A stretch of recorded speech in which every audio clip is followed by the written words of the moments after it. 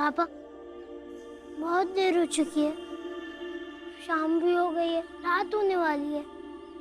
मुझे लगता है हमें बाला भैया को चल के ढूंढना चाहिए। भीम बेटा, बेचैनी तो मुझे भी हो रही है, लेकिन जिस तरह बाला का स्वभाव है वैसे में हम उसे बुलाने जाए और वो गुस्सा होकर कभी घर ना आया तो? नहीं पापा, वो तो आएंगे ही, क्योंकि उन्हें पता नहीं है कि रानी जी अब यहाँ से चली गई है।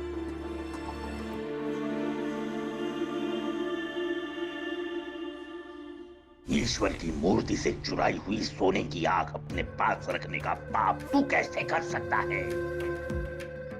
ईश्वर की हर चीज पर सबसे पहला अधिकार हमारा है।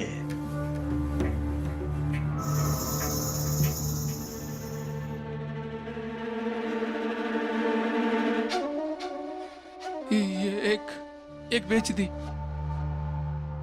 कोई बात नहीं, अब जो हम कह रहे हैं उसे ध्यान से सुन लो।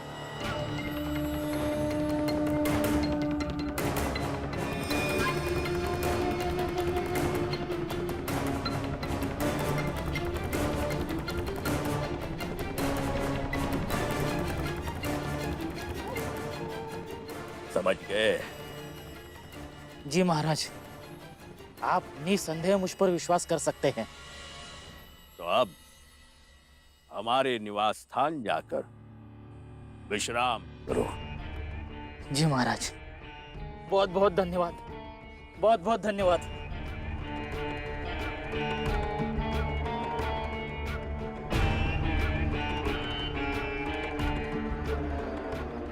अब तो हर रात मंदिरों में चोरियां होंगी और उनका इल्जाम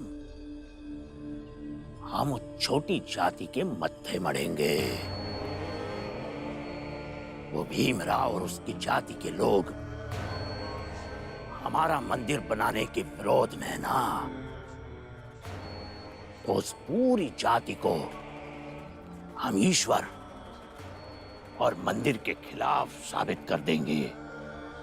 और एक बार पूरी जाति को मंदिर के खिलाफ हमने साबित कर दिया तो फिर लड़ते रहेंगे भीमराव और उसकी जाति के सारे लोग। सुनिए, बाला अभी तक आया नहीं है, हमें उसके पास जाना चाहिए। उसे ये एहसास दिलाना चाहिए कि हम सब उसके साथ हैं। एहसास?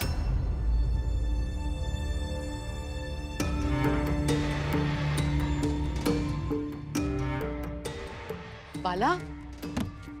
बाला? एहसास कि आप सब लोग हो साथ में, लेकिन आपस में हो।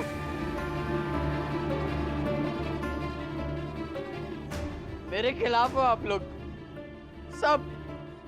बाला, तुमने शराब पी रखी है? हाँ,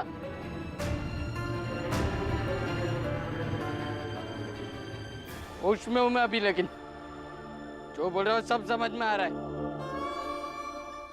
मैं रानी से प्रेम करता हूं, वो मैंने तय कर लिया है कि मैं रानी को मना कर, समझा कर, तैयार करके ले जाऊंगा। आप सबके सामने ले जाऊंगा। देखता हूं कौन रोकता है मुझे। बाला, देखो तुम होश में नहीं हो, इसलिए हम जो कह रहे हैं वो बात सुनो। अरे कुछ नहीं सुनना मुझे।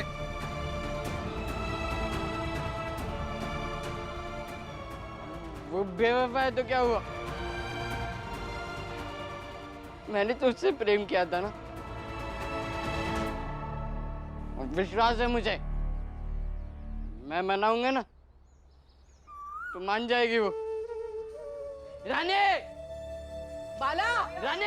बाला! बाला भैया! रानी! रानी नहीं दिख रही है। पति कहाँ है उसका? बाबा! बाबा! बाबा, रानी कहाँ है? मैं पूछ रहा हूँ, रानी कहाँ है? वो अपने पति के साथ चली गई।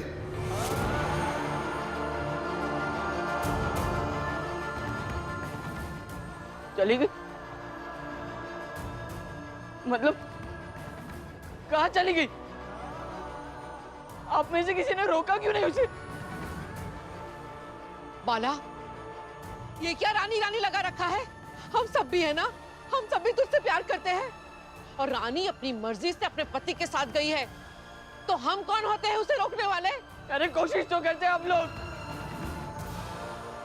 बाला भैया, अभी आप ठीक नहीं है, अंदर चल के आराम से बात करेंगे। अरे नहीं भाई, तू ज्ञानी है, तू दुनिया का सबसे बड़ा ज्ञानी है।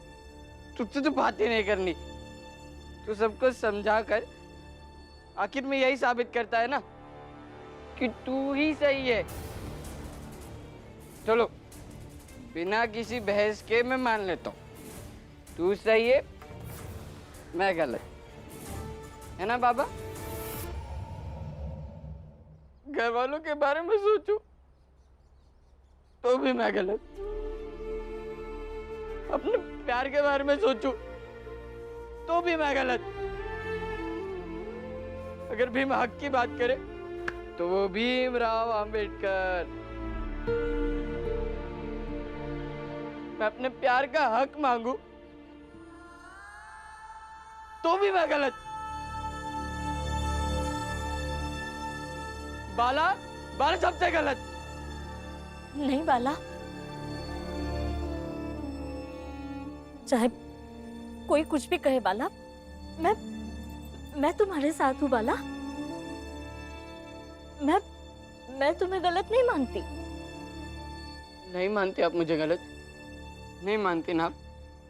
अरे तुम्हें रोका क्यों नहीं उसे? उस बेवफा औरत को रोका क्यों नहीं आपने? रोकते, समझाते, बोलते उसे कि वो रुक जाए, कि उसके अंदर अगर थोड़ी सी भी शर्म आए ना तो मेरे आने के बाद जाती। अरे मनाने का मौका तो देती मुझे। बाला, बाला अंदर जाओ, बाला अंदर जाओ। एक बात कहूं बाबा, आप ना बाप है, एक अच्छे बाप है, मेरे लिए नहीं, मेरे लिए आप एक पक्षपाती बाप है।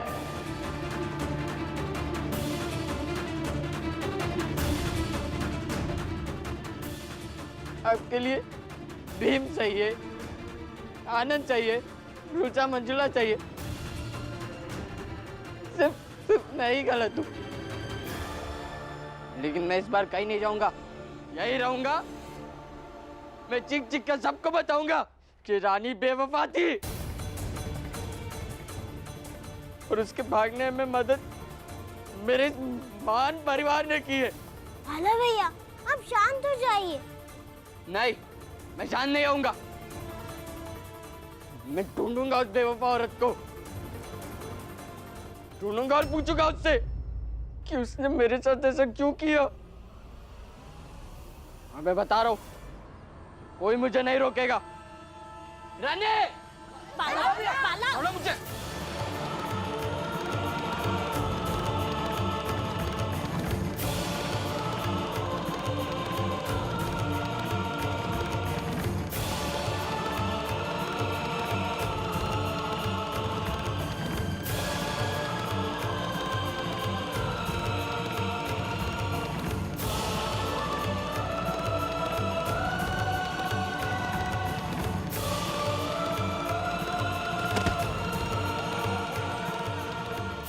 बाला भैया, मान जाइए।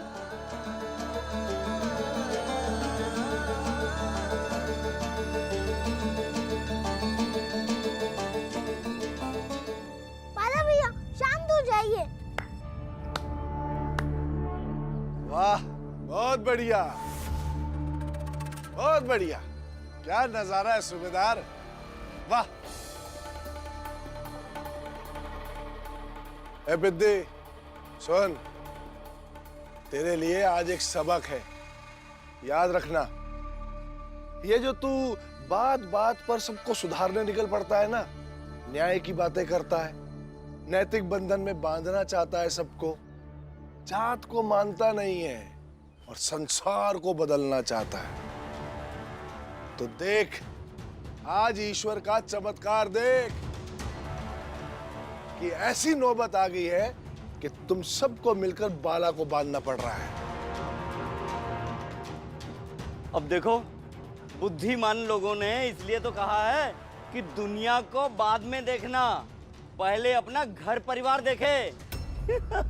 अब संभालो इस बाला को जो गांव भर की बहू बेटियों पर बुरी नजर डालता फिरता है। ये बाला बदचलन, संस्कारहीन, चरित्रहीन, अभी संभालो इसका। और सुन, अगर ना संभल पाए ना तो भीमराव हमसे पूछ लेना, हम बता देंगे कि ऐसे बिगड़े हुए इंसान को कैसे संभाला जाता है। पंडित जी, मैं अपना परिवार और अपने बच्चों को अच्छी तरह से संभालना जानता हूं, इसलिए आप मेरे बच्चों की फिक्र मत कीजिए। इससे ज्यादा अच्छा होगा कि आप अपने परिवार की चिंता कीजिए।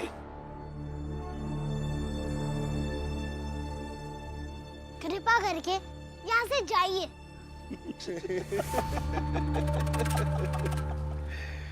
चले जाएंगे बिद्दी, चले जाएंगे, लेकिन जरा देख तो ले कि सूबेदार अपने बेटे का क्या इलाज करता है। और वैसे भी हमें कोई काम धंधा तो है नहीं, क्यों सूबेदार? सही कह रहा हूं ना? एक लायक बाप और नालायक बेटा, इन दोनों का संघर्ष देखना तो बड़ा ही रोचक होगा। आप लोगों को यहाँ से जाने के लिए कहा जा रहा है ना, तो यहाँ खड़े होकर बकवास क्यों कर रहे हैं? जाइए और जाकर अपना काम कीजिए। जाएंगे,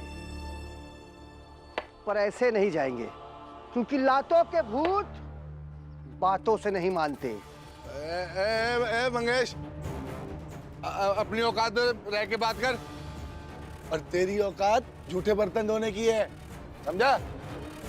और ये तेरे डंडे वंडे से मैं नहीं डरता। हाँ, चलिए पंडित जी, अब ये भी इन्हीं की जात का हो गया है, इसके संपर्क में रहेंगे ना तो शुद्धिकरण करवाना पड़ेगा। चलिए चलिए। आपकी फितरत में अच्छे से जानता हूं, जब भी आप लोग डर जाते हैं ऐसे ही बहाना बनाकर भाग जाते हैं। आपको तुम अभी बताता हूं।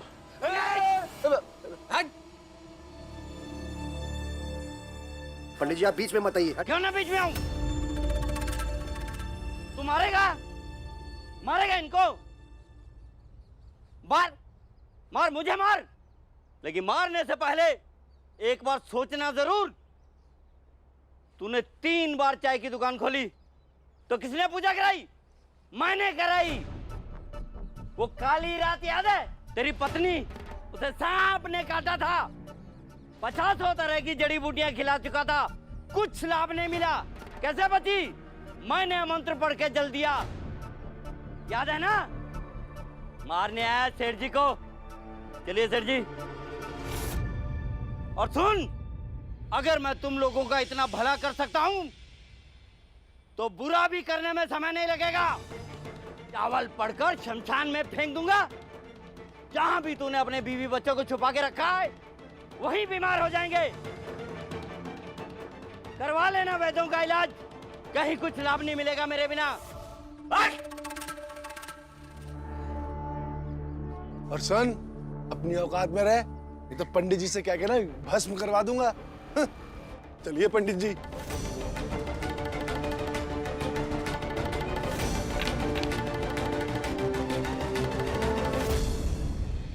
अरे छोड़ो, छोड़ो मुझे उस बेवफा औरत को ढूंढने जाए। छोड़ो। यहीं पड़े रहो, कहीं जाने की जरूरत नहीं है। जीजा भाई, खाने की तैयारी करो। अरे नहीं खाऊंगा मैं। मत खाओ। तुलसा, मंजुला, सुनाई नहीं दे रहा है? चलो। अरे कोई कहीं नहीं जाएगा, पहले खोलो मुझे। अरे उस लड़की को ढूंढने, खोलो खोलो खोलो खोलो ना मुझे।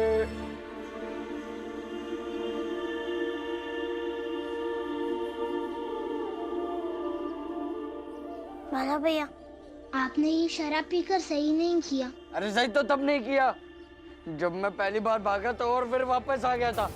मुझे वापस आना ही नहीं चाहिए था। पहले ही समझ जाना चाहिए था इस घर को मेरी जरूरत ही नहीं है। बाला भैया, आप हमेशा नकारात्मक ही क्यों सोचते हैं? कौन मुझे? कौन? कौन? अरे कहाँ जा रहे? कौन मुझे? खोलो, कोई तो खोलो। चावल पड़कर शमशान में फेंक दूंगा। जहां भी तूने अपने बीवी बच्चों को छुपा के रखा है वही बीमार हो जाएंगे।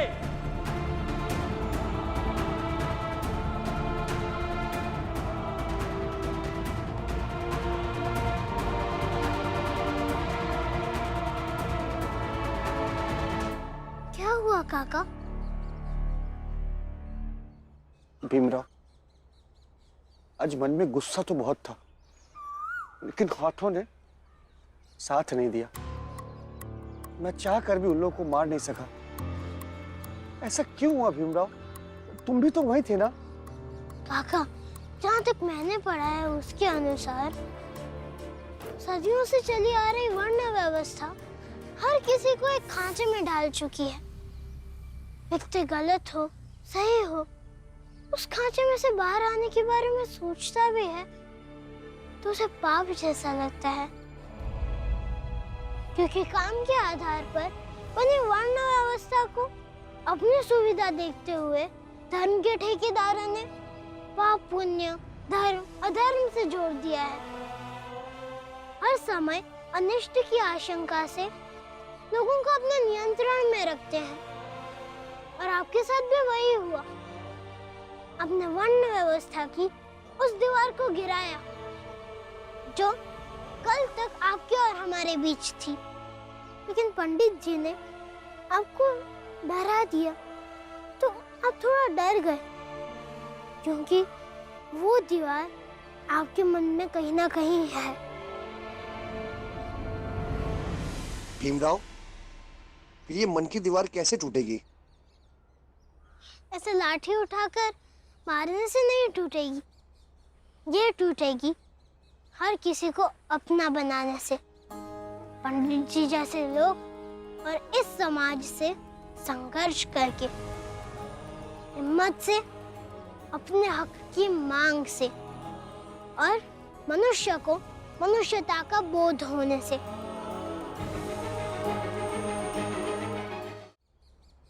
लेकिन भीमराव, पंडित जी ने कुछ बातें सही कही थी।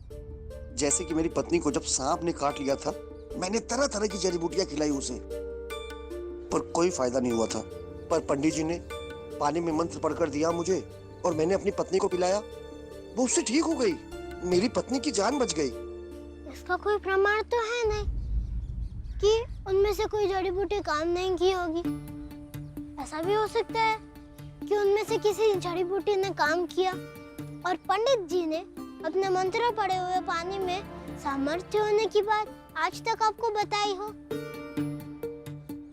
हाँ भीमराव, तुम सही कह रहे हो। और तर्कपूर्वक सोचिएगा तो उनकी हर बातें झूठी लगेंगी। काका, चलिए खाना खाने चलते हैं। चलो।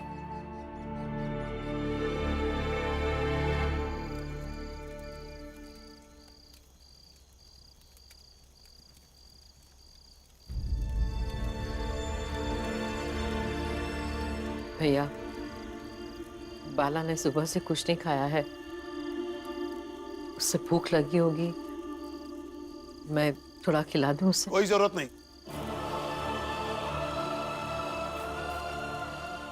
और बाला के प्रति घर का कोई भी सदस्य सहानुभूति दिखाएगा नहीं। और भीम, ये बात तुम भी याद रखना, रात में बाला के पास कोई नहीं जाएगा। उसे अकेला रहने दो, अकेला छोड़ दो उसे।